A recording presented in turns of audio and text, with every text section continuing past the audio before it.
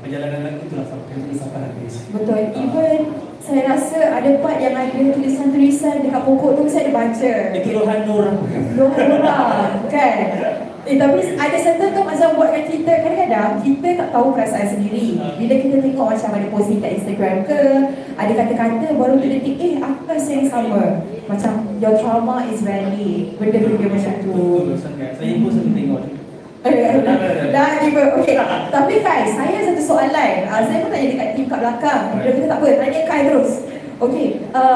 Ada momen yang mana Kai peluk ada seorang budak kecil kan. Jadi itu siapa? Adakah dia macam your inner child?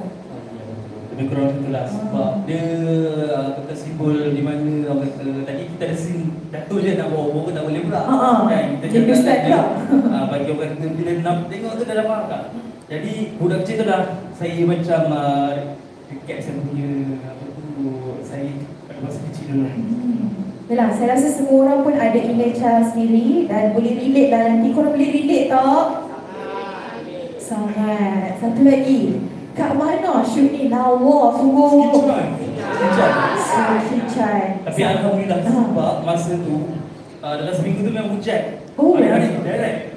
Satu hari tu tiba-tiba tak hujan langsung, langit cerah kan. Apa je kan? Hujan.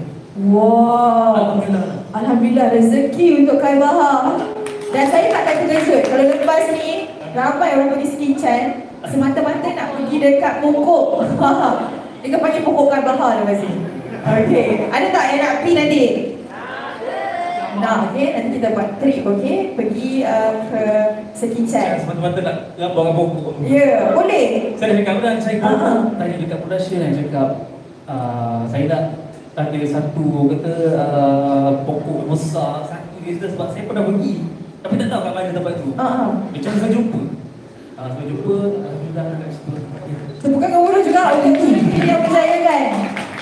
Sebut sekali lah yang berjayakan. Saya rasa memang satu music video yang sungguh menyentuh hati, disentik hati kita begitu. Tapi sebenarnya hari ini kita ada juga surprise.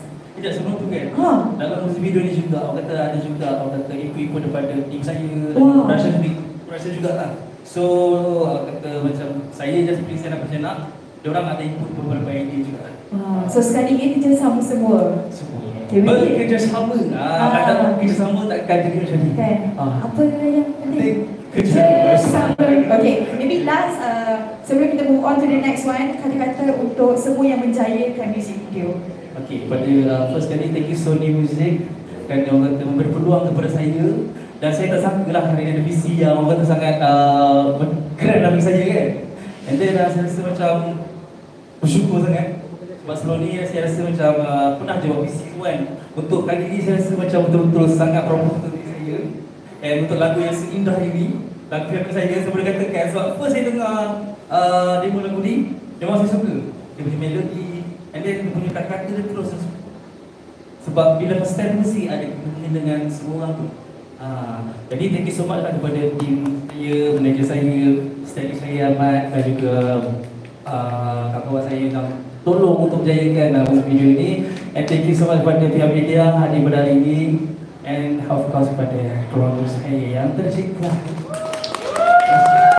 Yes, sebenarnya ada lagi yang special sebab saya kata jarang-jarang dapat yang macam ni.